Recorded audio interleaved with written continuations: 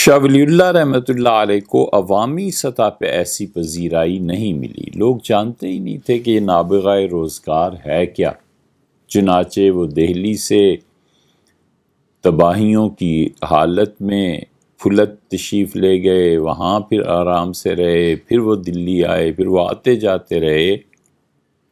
شاہ صاحب رحمۃ اللہ علیہ نے سلسلہ قادریہ کا جو سلوک اور جو چیزیں لکھی ہیں اس میں ایک چیز انہوں نے درج کی ہے۔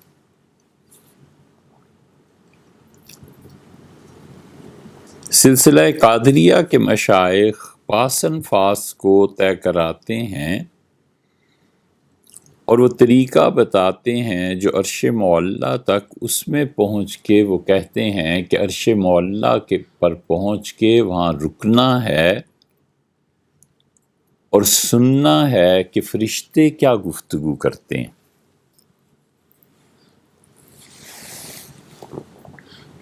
یہ بڑی عجیب اور دلچسپ بات۔ شاہ صاحب فرماتے ہیں کہ میں جب پہنچا عرش معلیٰ کے قرب میں تو میں نے فرشتوں کو دیکھا، وہ آپس میں باتیں کر رہے تھے۔ شاہ صاحب رحمۃ اللہ علیہ کی ایک اعتبار سے سب سے بڑی اور آخری کتاب یہ حجت اللہ البالغہ ہے، اور حجت اللہ کو جو نسخہ شاہ صاحب نے پڑھا اور پڑھایا ہے اس میں جو ملائے اعلیٰ کی بحث ہے، شاہ صاحب کو بڑا تعلق ہے ملائے اعلیٰ سے اور عالم ارواح سے۔ فرماتے ہیں میں نہیں سمجھ پایا کہ فرشتے کون سی زبان بول رہے ہیں، کیا کہہ رہے ہیں، کچھ سمجھ نہیں آئی۔ پھر اسی ذکر قادریہ سلسلے کے اس کے دوران ایک مرتبہ جب عرش معلیٰ تک رسائی ہوئی تو میں نے دیکھا فرشتے آپس میں باتیں کر رہے ہیں، اور اب فرشتوں کی باتیں میری سمجھ میں آنے لگی تھی۔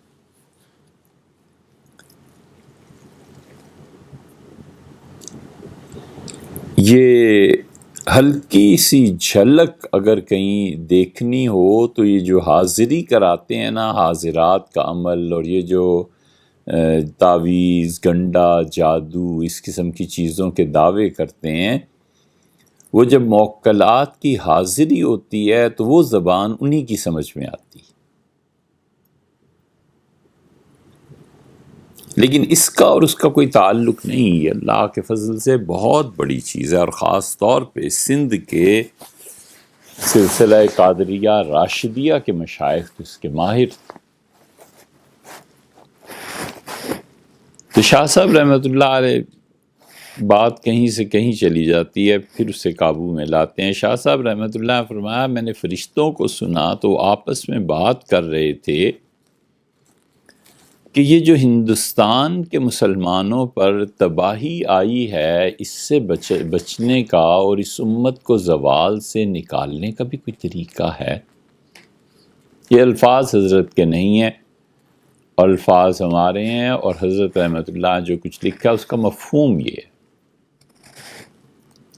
یہ ملائے اعلیٰ میں گفتگو ہوتی ہے، قرآن میں بھی آیا ہے، حتیٰ کہ اللہ تعالیٰ نے حضور صلی اللہ علیہ وسلم سے معراج میں پوچھا کہ ملائے اعلیٰ میں کیا گفتگو ہو رہی ہے، وہ اتنی بڑی چیز۔ اور سورہ صاد میں آیا ہے کہ آپ یہ فرمائیں، بتائیں کہ ما کان لی من علم بالملأ الاعلیٰ، کہ ملائے اعلیٰ میں جو گفتگو ہو رہی ہے مجھے اس کا علم نہیں ہے۔ یہ آیت حضور صلی اللہ علیہ وسلم نے بتائی، پڑھی، اور پھر اس کے بعد کا قصہ فرمایا سنو، یہ ہوا میرے ساتھ کہ اللہ تعالیٰ نے اپنا دست مبارک میرے سینے پہ رکھا، اور فوجدت بردہ فی ظہری، اور اس کی ٹھنڈک میں نے اپنی کمر میں محسوس کی۔ پھر مجھ سے پوچھا کہ اب پتہ چلا؟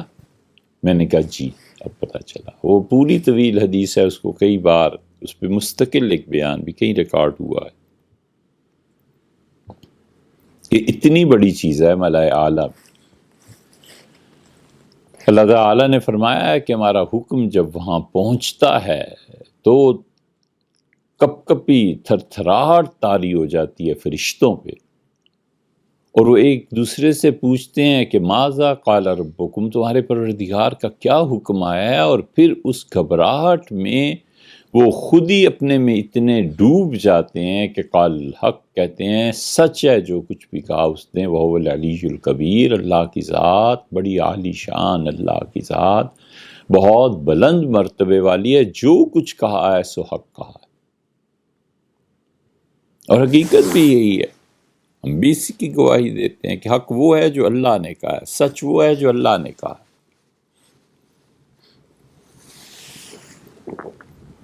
اللہ کا قول سچ نہیں ہے، سچ وہ ہے جو اللہ کا قول ہے، دونوں میں فرق ہے۔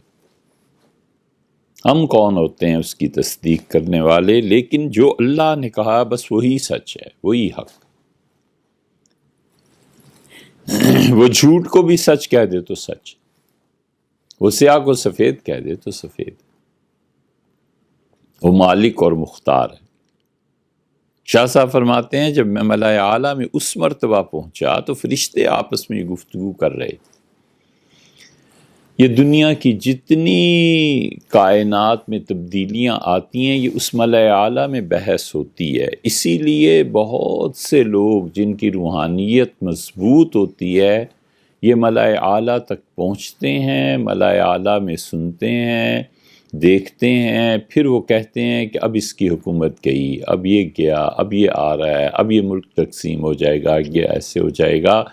وہ سب ملائے اعلیٰ سے انہیں اطلاع ملتی ہے، اور یہی اس کے بالمقابل شیطان کا نظام بھی ہے، اور شیطان بھی اپنے لوگوں کو وَإِنَّ الشَّيَاطِينَ لَيُوحُونَ إِلَىٰ أَوْلِيَائِهِمْ، اور شیطان بھی وہی کرتا ہے اپنے دوستوں کو، ان کے ہاں کچھ سچ ہوا کچھ جھوٹ ہوا، ان کے ہاں سچائی ہی سچائی۔ اور اس ملائے اعلیٰ میں ایک تو فرشتے خدا کے جلیل القدر، اور دوسرے جو اس درجے کے لوگ دنیا میں ہوتے ہیں ان کی روحوں کو بھی وہاں لے جایا جاتا ہے۔ خود حضرت شاہ ولی اللہ رحمۃ اللہ علیہ کی روح اب اسی مقربین بارگاہ میں شامل۔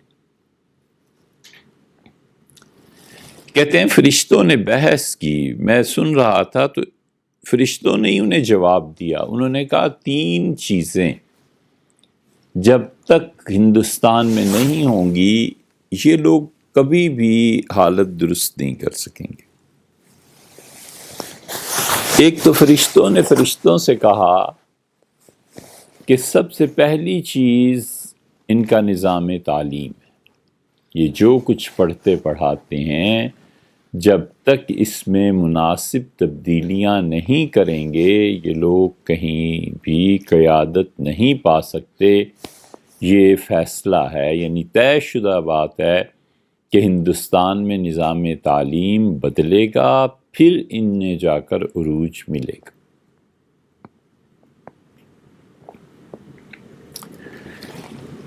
پھر انہوں نے کہا دوسری بات یہ ہے کہ ان کے پاس آلات حرب اتنے ہونے چاہیے،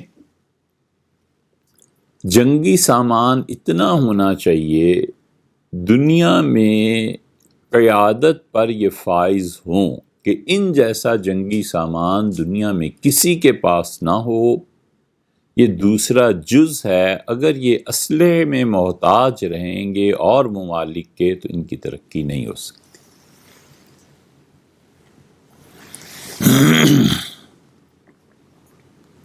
اور تیسری بات فرشتوں نے کہی،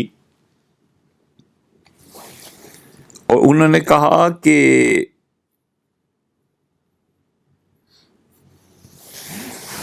ان کی اقتصادیات، ان کی اکانومی جب تک اس کا مضبوط کوئی نظام نہ یہ بنائیں اس وقت تک ٹھیک نہیں ہو سکتے۔ یہ 3 چیزیں جب تک ہندوستانی نہیں کریں گے ان کو کوئی عروج نہیں ملے گا۔ یہ شاہ ولی اللہ رحمۃ اللہ علیہ نے تحریر فرمایا، یعنی اس کا خلاصہ یہی۔ اس لیے کہ شاہ صاحب رحمۃ اللہ علیہ اور جو لوگ ان علوم پر دسترس رکھتے ہیں یا تھے،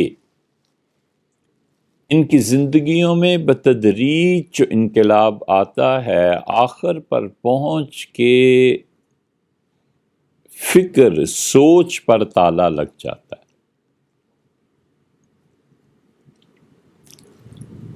جس علم سے وہ چمٹے ہوئے ہوتے ہیں اور جس علم کو وہ سمجھتے ہیں کہ بس ساری زندگی اس پہ گزارنی ہے، وہ علم ان کو اپنی جان سے زیادہ عزیز ہوتا ہے۔ اس علم سے خدا جب نکال کے مشاہدے کی حالت میں لاتا ہے تو انہیں خود اپنے پہ ہنسی آتی ہے کہ ہم کن چیزوں میں پڑے ہوئے تھے۔ ایسے ہی ہے جیسے بچہ ٹھوس غذا کھانے لگے اور پھر مائع غذا کو وہ چھوڑ دے اور پھر اور بہترین غذا اس کا معدہ ہضم کرنے لگے، اور اسے کوئی پیکٹ بھی لاد کے دے پوری ٹافیوں کا، گولیوں کا، تو ہنستا ہے، سوچتا ہے کہ بچپن میں ایک گولی اور ایک ٹافی پہ جھگڑتا تھا، بہنوں سے بھائیوں سے لڑتا تھا اور روتا تھا، اور دیکھو آج کتنا کچھ ہے، اس کی کوئی حیثیت۔ اور پھر وہ دن آتا ہے جب مشاہدہ بھی ختم ہو جاتا ہے اور اللہ اس کو مزید ترقی دیتا ہے، اور پھر جو کچھ خدا اسے دکھاتا ہے بس وہ دیکھتا ہے، اور وہ حیرت کا جہان ہے، حیرت ہی حیرت ہے، اتنی زیادہ حیرت ہے کہ اسے خود سوچنے پہ، ایک تو بولنے پہ تالا لگتا ہے تو بولے گا کیا، بتائے گا کیا، اور ایک حیرت یہ ہے کہ وہ سوچے تو صحیح کہ اس کے بعد کیا ہے، اس کے بعد کیا ہے۔ وہ اللہ کی آیات اسے مہلت ہی نہیں دیتی سوچنے کی، اور وہ سوچنے سے بھی عاری ہوتا ہے، اتنا کچھ دیکھتا ہے۔ یہ صدیقیت کا مقام ہے، اور یہ شاہ عبد الرحیم صاحب رائے پوری رحمۃ اللہ علیہ کو حاصل تھا۔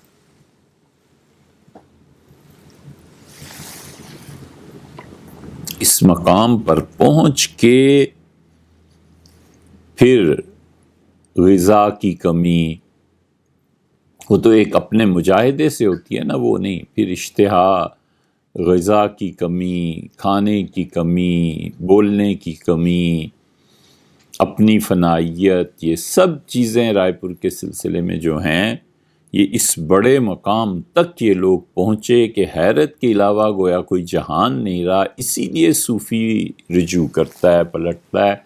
حضرت مجدد الفسانی رحمۃ اللہ کے مکتوبات کی پہلی جلد دیکھیں اور تیسری جلد دیکھیں۔ پہلی جلد میں حضرت رحمۃ اللہ نے کچھ لکھا ہے، پھر تیسری جلد میں جا کر فرمایا ہے کہ مجھ پر یہ جہان اب کھلا ہے تو مجھے پتہ چلا کہ وہ صحیح نہیں تھا اور صحیح ہے، اور وہ ایسے تھا اور ایسے ہے۔ وحدت الشہود، اور اللہ اگر انہیں عمر دیتا تو وحدت الشہود کے بعد کوئی تیسری دنیا ہے جو حضرت رحمۃ اللہ علیہ پہ کھلی تھی۔ وہ بار بار اس کے متعلق اشارات فرماتے ہیں، لیکن کچھ پتہ نہیں چلتا وہ تیسری دنیا کیا ہے۔ اب اتنی بڑی بلند روحانیت کا کوئی شخص ہو تو شاید بتائے۔ اس کا نام ہم نے ویسے ہی اپنے طور پہ جہان حیرت رکھ دیا ہے کہ حضرت مجدد رحمۃ اللہ جو کہتے ہیں وہ حیرت کا جہان ہے کہ وہ تیسری دنیا کیا ہے۔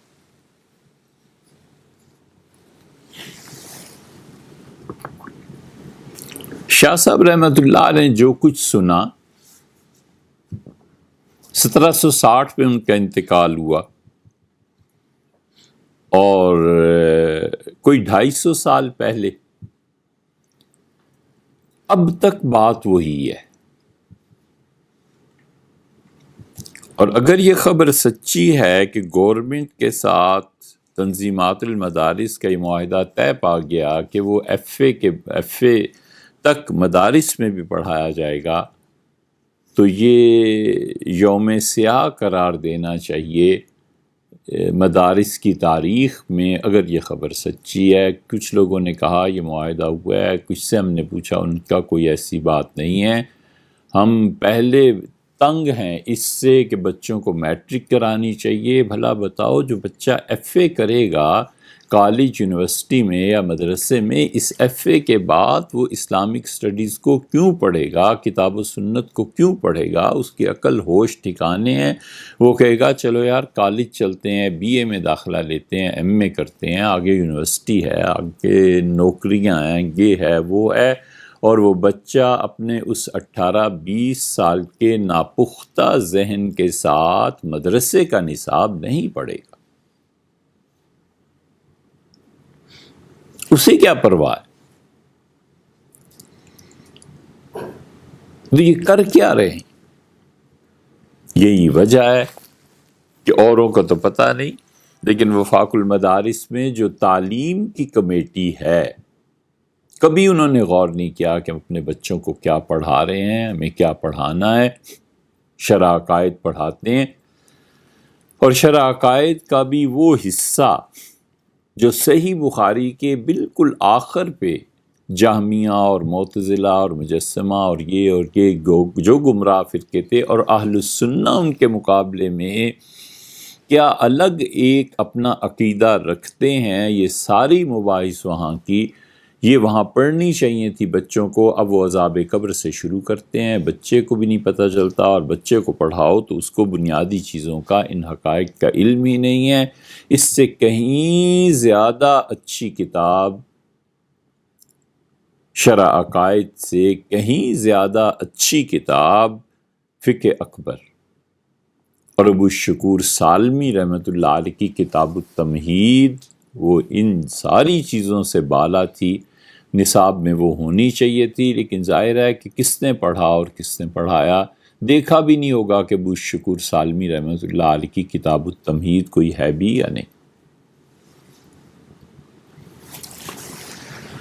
حضرت نظام الدین اولیاء رحمۃ اللہ نے لکھا ہے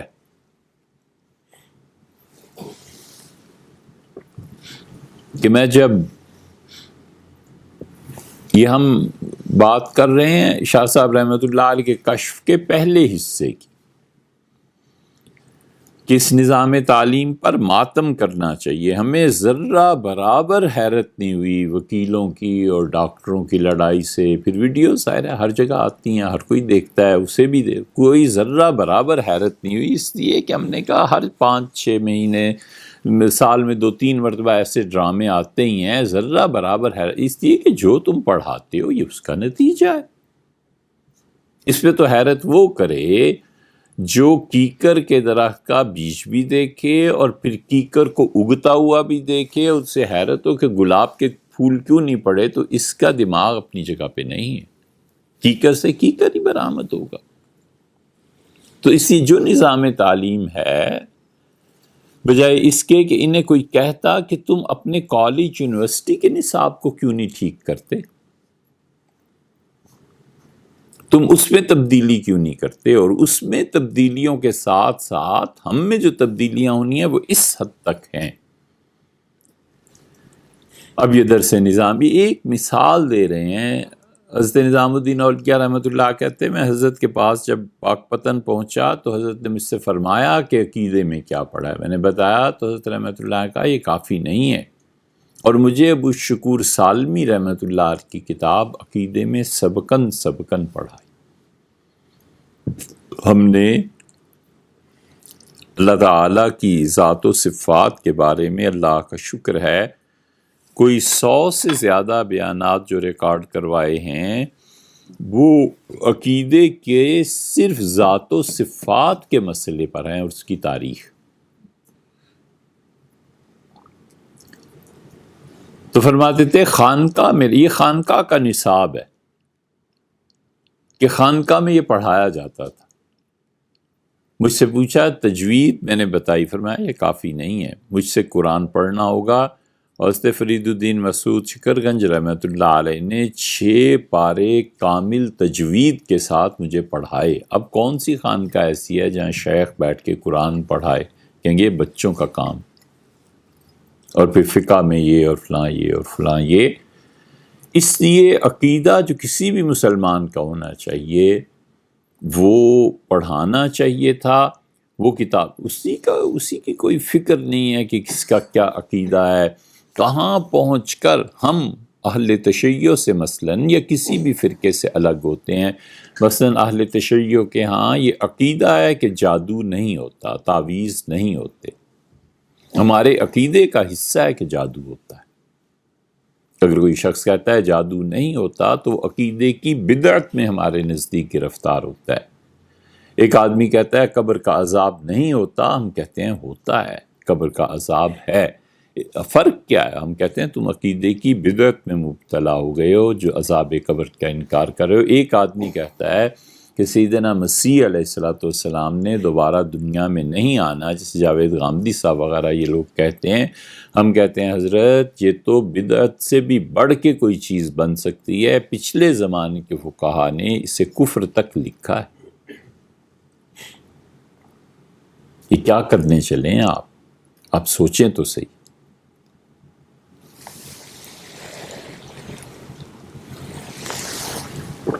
الفرق بین الفرق یہ عبد القاہر بغدادی کی ہے رحمہ اللہ. انہوں نے اس کو لکھا ہے کہ سیدنا مسیح علیہ السلام کا دوبارہ نشور نہ ماننا وہ بڑے سخت الفاظ ہیں. تو عقیدے کا پتہ ہی نہیں کہ عقیدہ اہل سنہ کا کیا ہے اور اہل تشیع کا کیا ہے. ہمارے بنیادی طور پہ اختلاف کہاں سے؟ یہ وہ چیزیں ہیں کہ نظام تعلیم جو ہے وہ جو بدلنا چاہیے تھا وہ اس حد تک تھا کہ کسی بھی مغربی زبان کا اضافہ ہونا چاہیے. ہم اپنے بچوں کو اپنے مدارس میں انگلش پڑھائیں، جرمنی کی زبان پڑھائیں، فرینچ پڑھائیں، چائنیز پڑھائیں.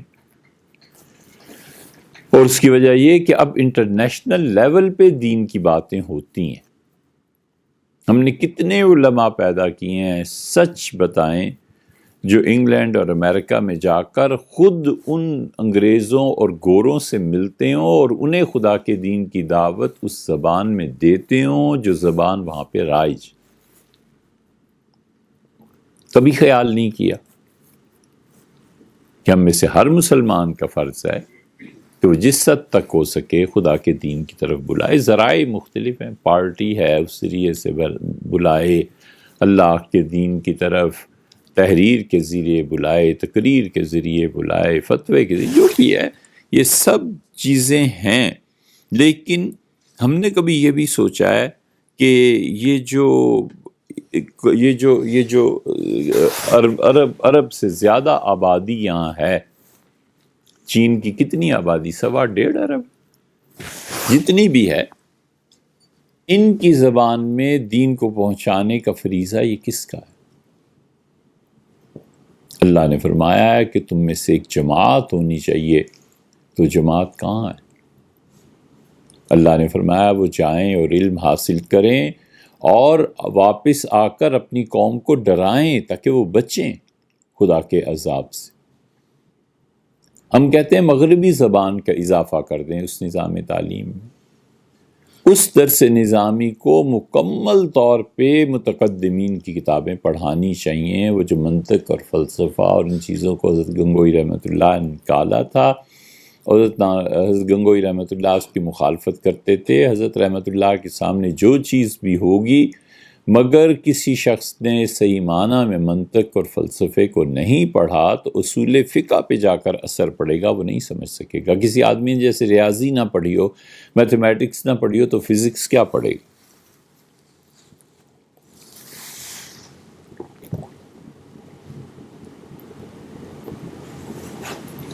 ابن سینا کو کیوں نہیں پڑھیں لوگ؟ رازی کو کیوں نہ پڑھیں؟ فارابی کو کیوں نہ پڑھیں؟ وجہ یہ ہے کہ بزرگ کہتے تھے وہ کفریات پر مبنی بعض چیزیں ان کتابوں میں ہیں. ہم کہتے ہیں ہمارا وقت لوٹ کے آ گیا ہے اس کفر کو پڑھ کے اس کے جواب بھی پڑھنے ہیں، تاکہ اب جو یورپ اٹھ رہا ہے اور جو اٹھا ہوا ہے اس 1 صدی کی تیاری کے لیے 2 صدیاں انہوں نے لگائیں، ہم ان کو جواب دے سکیں. پچھلی صدی اس میں وہ میٹا فزکس کو علم کا ذریعہ مانتے ہی نہیں تھے.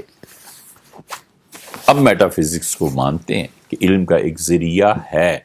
جب وہ مانتے ہیں تو ان سے اس بات پر بحث کرنا کہ عقل کی رہنمائی کے لیے بھی وہی چاہیے، یہ آسان ہے.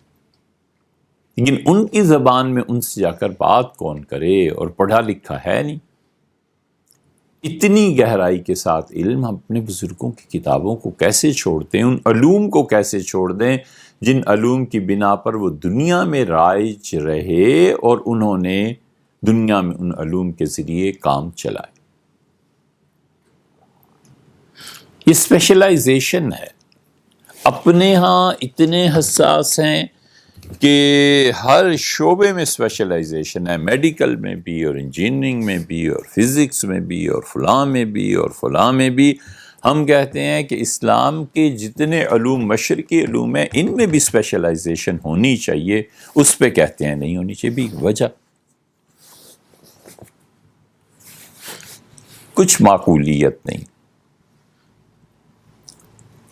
اور کمپیوٹر جب دنیا میں ایک ذریعہ بن گیا ہے، اس کی تعلیم مدارس میں بچے حاصل کریں، انہیں سکھانا چاہیے، اچھا برا بتانا چاہیے. یہ تبدیلیاں بس اس حد تک نصاب تعلیم میں لانی چاہیے. باقی نصاب تعلیم سے فلسفہ اور منطق کو نکال دینا.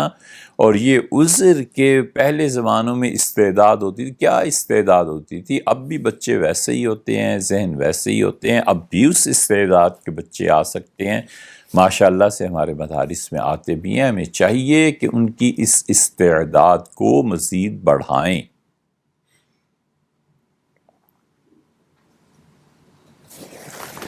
شاہ عبد القادر صاحب رائے پوری رحمۃ اللہ علیہ حج پہ جا رہے تھے.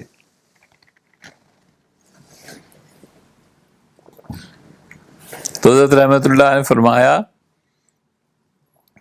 یہ اب تحریر میں بھی آ گیا اس کے ملفوظات میں، فرمایا کہ لوگ میرے پہ اعتراض کریں گے اور کہیں گے کہ دیکھو ہمیشہ یہ نفلی حج اور عمروں کی مخالفت کرتا رہا ہے.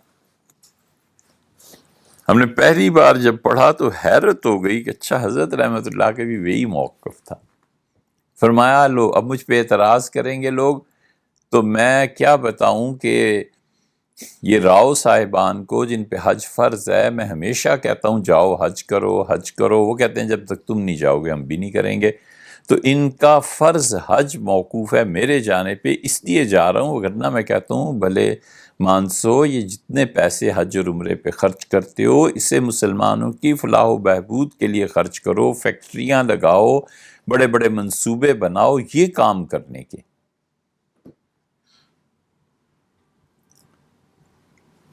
اس لیے نظام تعلیم ہمارے ہاں ہے کون سا نظام تعلیم؟ یونیورسٹی اور کالج میں کون سا نظام تعلیم ہے؟ میڈیکل کالج میں جو پڑھا رہے ہیں کیا یہی چیز اب انگلینڈ میں بھی پڑھا رہے ہوں گے اس وقت اور امریکہ میں بھی؟ ہمارا تو نہیں خیال.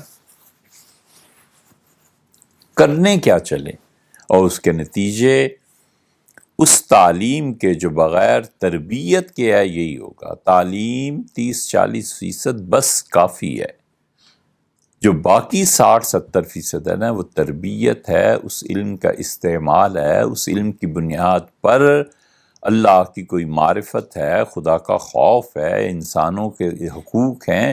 یہ چیزیں سیکھنے کی تھیں، وہ سیکھی نہیں. اور علم چاہے اس نے رٹا لگا کے کتنے بھی نمبر حاصل کر لیے ہیں وہ سب سے اچھا گنا جائے گا، مگر وہ بھی اس وقت گنا جائے گا جب نظام معیار کے مطابق ہو. اور نظام کا حال یہ ہے کہ جتنے پیسے دے دو اتنے نمبر لے لو.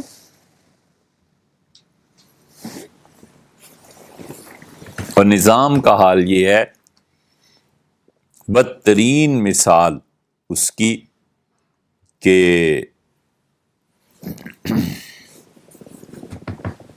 دستی، کیا نام، ہاں جمشید دستی، ہاں سپریم کورٹ نے اس کی کینسل کر دی اور یہ کہا سیٹ، اور کہا کہ اس نے بی اے کی جعلی ڈگری پیش کی تھی. اس وقت کے وزیر اعظم گیلانی صاحب وہ گئے اور انہوں نے کہا میں عوامی عدالت میں آیا ہوں فیصلہ لینے، اور جس نے اتنا بڑا جرم کیا کہ جھوٹ بولا، BA کی ڈگری جعلی پیش کر دی، نام کا علم نہیں ہے، اس شخص کو وہاں کے عوام نے پھر دوبارہ اسمبلی میں بھیج دیا۔ انہوں نے کہا ڈگری تو ہے، جعلی ہے یا حقیقی ہے،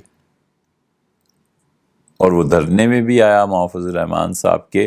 کسی کو خیال نہیں آیا کہ یہ مجرم ہے، اتنا بڑا جھوٹا ہے، اسے ہم کیوں سٹیج پر لا رہے ہیں، کیوں اس کی تقریر کروا رہے ہیں؟ کوئی چھوٹا سا جرم ہے کہ ایک آدمی پڑھا لکھا ہی نہیں ہے اور ڈگری لیے پھرتا ہے۔ حضرت شاہ صاحب رحمۃ اللہ علیہ کا یہ فرمانا کہ آلات حرب فرشتوں نے کہا، وہ بالکل بھلائے ہوئے ہیں۔ اب بھی جو اعلیٰ درجے کا جنگی سامان ہے مسلمان ممالک خریدتے ہیں، اور امریکہ پچھلے کوئی 100 سال اتنے ہو گئے ہوں گے یا اس سے کم یا کچھ زیادہ، دنیا میں مسلسل وہ جنگیں ہو رہی ہیں، اسلحہ بک رہا ہے۔ عراق اور ایران کی جو جنگ تھی اس میں دوسری جنگ عظیم کا جو اسلحہ بچا ہوا پڑا تھا، باقی وہ بھی لا کے انہوں نے بیچا اور مسلمانوں سے پیسے لیے۔ پوری عرب دنیا ایک طرف ہو گئی، ایران ایک طرف ہو گیا، لڑتے رہے، اور جو ان کا اسلحہ اس سے 50 سال پہلے بنا تھا اسے بھی لا کے بیچا اور کیش لیا، پیسے کھڑے کیے۔ اور پھر جو جنگیں اس کے بعد ہوئی ہیں وہ سب کا سب اسلحے کی فیکٹریاں چل رہی ہیں، دھڑا دھڑ اسلحہ بن رہا ہے، اور وہ آج سے 100 سال بعد کس اسلحے کا استعمال ہونا ہے وہ کر رہے ہیں۔ دبئی میں اب وہ جو بھی اب گئے ہیں، ہم بھی گئے تھے کسی وجہ سے، تو دیکھا کہ جو پیٹرول پمپ ہیں ان پہ اب باقاعدہ بجلی سے چلنے والی گاڑیوں کے لیے بھی آ گیا کہ اتنی دیر گاڑی کھڑی کریں، چارج ہو جائے گی بیٹری اس کی، اتنے پیسے ادا کریں گے اور اس پہ گاڑی چلے گی۔ پٹرول کا جو دھاک تھا نا، عربوں نے کہا کہ پٹرول اور یہ اسلحہ استعمال کریں گے، یہ ان کا ٹھہرو تم تمہیں بتاتے ہیں۔ اور یہ انرجی اس طرف کو اب جا رہی ہے، تو عرب دنیا کا تیل کہاں جائے گا؟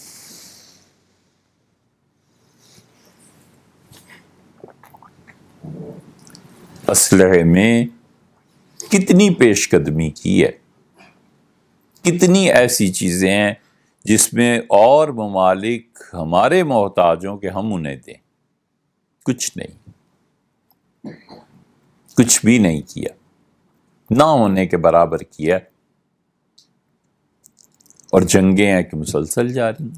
دوسری جنگ عظیم ابھی اس کے اثرات ختم نہیں ہوئے تھے کہ ویتنام آ گیا، وہ اثرات ختم ہوتے ہوتے ہی افغانستان کی تحریک شروع ہو گئی، ایران عراق جنگ شروع ہو گئی، اور پھر جنگیں جو ہوئی ہیں، اور اس کے بعد لیبیا اور عراق اور شام، اب موجودہ حالات میں یمن، سعودیہ، اور یہ اب آئے وہ دن کہ آئے کہ یہ پورے سارے مشرق وسطیٰ کے ممالک میدان جنگ بن جائیں گے،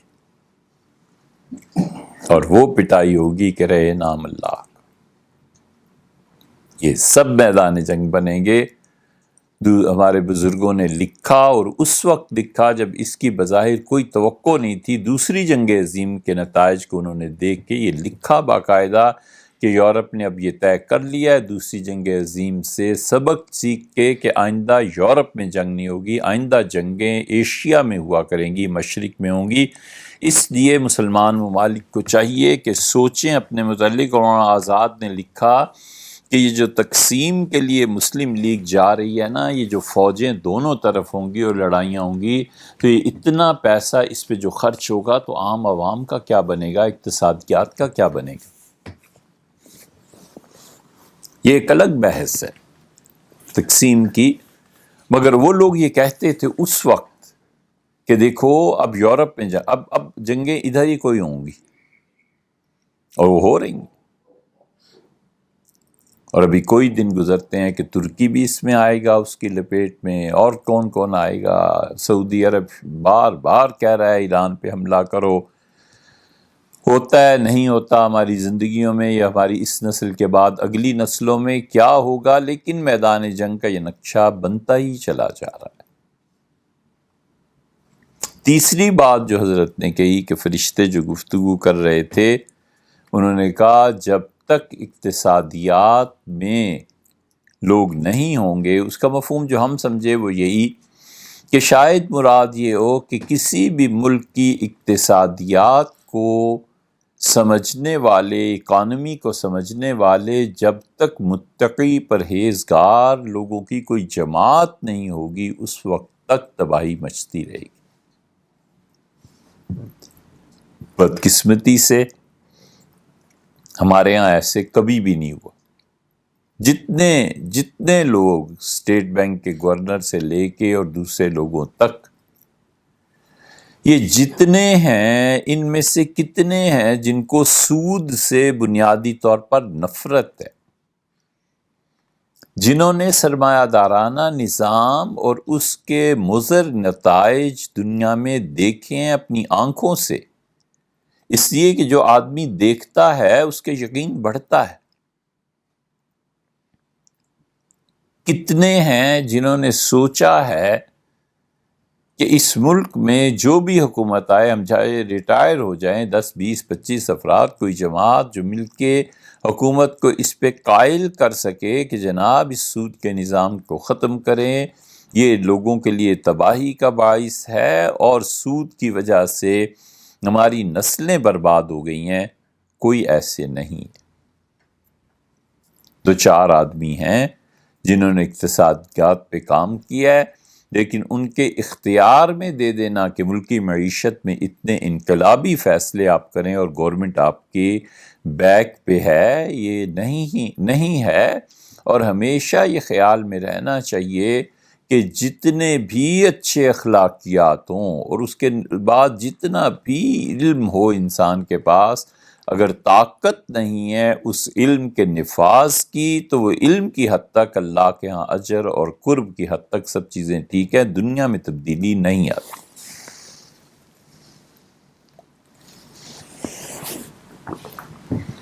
لاکھ حکیم سر بجیب، ایک حکیم ایک کلیم سر بکف، عصا نہ ہو تو کلیمی ہے کار بے بنیاد۔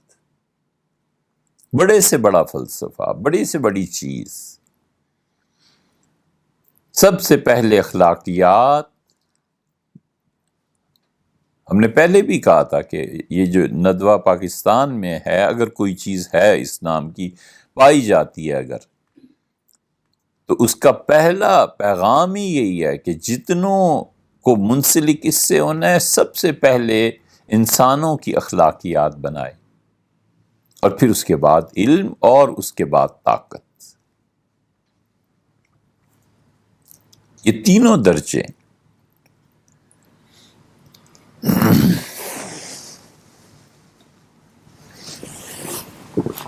یہ اسی طرح مسلمہ چیز ہے جیسے کوئی بچہ آغا خان میں چلا جائے تو جو جمع کرا کے آتے ہیں نا فیس پہلی مرتبہ، ان کے سر سے یہ بوجھ اتر جاتا ہے کہ بچہ ڈاکٹر بنے گا کہ نہیں۔ وہ کہتے ہیں اب ڈاکٹر بن کے ہی نکلے گا۔ الحمدللہ بچہ چلا گیا۔ دارالعلوم دیوبند کا بھی کسی زمانے میں یہی حال تھا، جب بچے چلے جاتے تھے تو شکر کرتے تھے، کہتے تھے اب ماشاءاللہ عالم دین بن کے ہی نکلے گا۔ یہ جو اقتصادیات ہے اور سود کی تباہیاں ہیں اور سرمایہ دارانہ نظام کا چھا جانا ہے، دنیا میں بدترین نظام اس وقت چائنا کا ہے، جبر کا نظام۔ اس سے زیادہ جبر کوئی ہو سکتا ہے؟ جو وہاں پہ جو کچھ ہو رہا ہے وہ سب جبر ہے۔ ہم تو ایک لفظ نہیں بول سکتے، یہ خیر سیاست کے مسئلوں سے ہمیں کیا دلچسپی ہے، لیکن سب سے زیادہ جبر کا نظام ہے، اور وہ ان کی سرمایہ داری اور بہت سے دیگر ممالک کی، اس کی اصل کیا ہے، یہ لوگ چل کیا رہے ہیں؟ کبھی غور کیا ہے، سوچا ہے کہ دنیا میں سرمایہ دارانہ نظام کو کیسے پلٹا جا سکتا ہے؟ سرمایہ دارانہ نظام کے جو مظاہر ہیں، جو علم بردار ہیں، وہ امریکہ اور یہ لوگ ہیں، اور اب وہ سرخے بھی نہیں رہے جو ان کی مخالفت کرتے تھے، اب نام رہ گیا ہے بس۔ اقتصادیات کا یہ حال، اور حالت یہ تھی کہ جس جی ڈی پی کے لیے روتے ہیں، اور جی ڈی اتنا ہو گیا اور یہ ہو گیا اور یہ ہو گیا۔ ہندوستان کے ایک مصنف ان کی کتاب پڑھ رہا تھا، انہوں نے لکھا کہ اورنگزیب عالمگیر کے زمانے میں پوری دنیا کا جو تھا اس کا 72% مغل حکومت دیتی تھی۔ اورنگزیب نے ایک جگہ لکھا اپنے بچوں کے نام کہ صرف آگرہ کے خزانے میں 32 کروڑ تولے سونا چھوڑ کے جا رہا ہوں۔ یعنی دلی کا جو خزانہ تھا وہ الگ تھا، بنگال کا جو تھا وہ الگ تھا، باقی ملک میں جو تقسیمات تھی وہ الگ تھیں، جاگیریں الگ تھیں، وہ تو کیش ہی اتنی زیادہ تھی۔ اس لیے ایک چیز تو یہ تھی کہ شاہ ولی اللہ رحمۃ اللہ نے جو کچھ اپنے اس کشف میں فرمایا وہ اب تک ویسے ہی ہے۔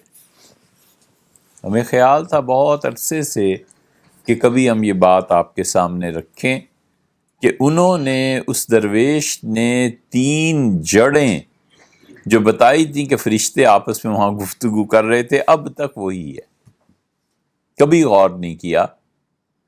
حتیٰ کہ جو شاہ ولی اللہ رحمۃ اللہ علیہ کے نام پر تحریکات اٹھا رہے ہیں وہ بھی اس کشف پہ حضرت کے بحث نہیں کرتے کہ حضرت نے کیا کہا تھا۔ شاہ ولی اللہ رحمۃ اللہ علیہ کی پوری جماعت، وہ اگر تعلیم کے نظام کو بدلنے پہ لگ جائے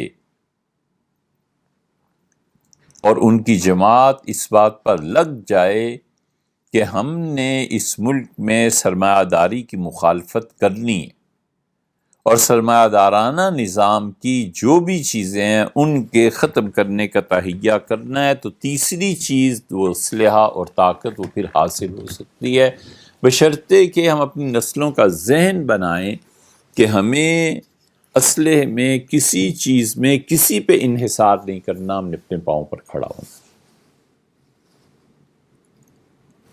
یہ وہ چیز ہے، یہ وہ پیغام ہے ان لوگوں کے لیے جو یہ کر سکتے ہیں۔ اور اس کو خیال تو یہ بھی کئی مرتبہ آیا کہ اس کو فضول باتیں ہیں، کر کے کرنا کیا ہے۔ پھر ایک چیز نے سہارا دیا کہ یہ کرنی چاہیے، اور سہارا اس سے ملا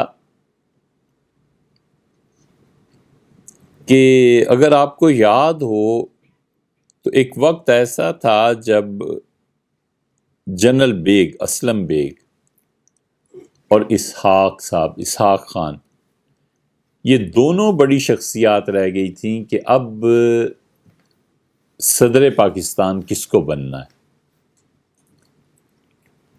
اور بہت زیادہ کھلے امکانات تھے کہ جنرل انور بیگ صدر پاکستان بن جائے۔ رمضان کا مہینہ آیا تو اللہ تعالیٰ سلامت رکھے چاند محمد صاحب کو، انہوں نے مجھ سے کہا کہ یہ مسجد میں ہمارے ساتھ رہے اعتکاف میں، تو انہوں نے کہا کہ کل عالم کشف میں رات میں نے ایک عجیب چیز دیکھی۔ وہ بتا رہے تھے جو بھی رات کو ان کے مشاہدات تھے۔ انہوں نے کہا کہ جنرل اسلم بیگ کو بار بار بلایا گیا کہ ان کی پگڑی باندھے، اور انہوں نے انکار کر دیا۔ جو پگڑی باندھنے والا تھا اس نے غلام اسحاق خان کے سر پہ پگڑی باندھ دی، تو اپنی بلندی اور عروج اور اس کے ساتھ جو تعلق اور محبت تھی فرمانے لگے اس کی تعبیر کیا ہے؟ تو ہم نے کہا اس کی تعبیر تو یہ ہے کہ صدارت بار بار ان کی طرف جائے گی، مگر اس کی بجائے یہ ہو جائیں گے، کہنے کہ ہاں یہ ٹھیک ہے، اور ہوا بھی وہی۔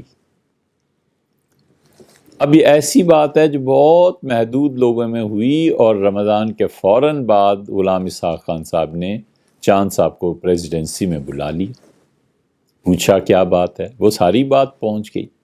اب وہ کس ذریعے سے پہنچی، اس وقت کون سن رہا تھا، تو ہمیں اس بات نے تقویت دی کہ جو کچھ ہم کہہ رہے ہیں شاید کوئی سنے، شاید یہ بات بھی کسی تک پہنچے، اور کوئی عقل کرے کہ تعلیمی نظام اقتصادیات کا نظام اور اسلحے کی امامت، آلات حرب، یہ ٹکر لینا ہے، پوری دنیا کے ساتھ ٹکر لینا ہے، سرمایہ دارانہ نظام نے نچوڑ کے رکھ دیا ہے۔ تو اسی شاہ ولی اللہ رحمۃ اللہ نے جو تیسری چیز کہی ہے نا کہ ایک پوری جماعت ہونی چاہیے جو اقتصادیات کو سنبھالے، اوپر سے لے کے نیچے تک لوگ ہونے چاہیے جو سرمایہ دارانہ نظام کے خلاف ہوں۔ یہ ہم اپنی بات کر رہے ہیں، حضرت کی بات، حضرت کا کشف وہ ہے جو فرشتوں سے گفتگو کر رہے تھے اور شاہ ولی اللہ رحمۃ اللہ نے نقل کی ہے۔ وگرنہ حالت بد سے بدتر اور بدتر اور بدتر ہوتی چلی جائے گی۔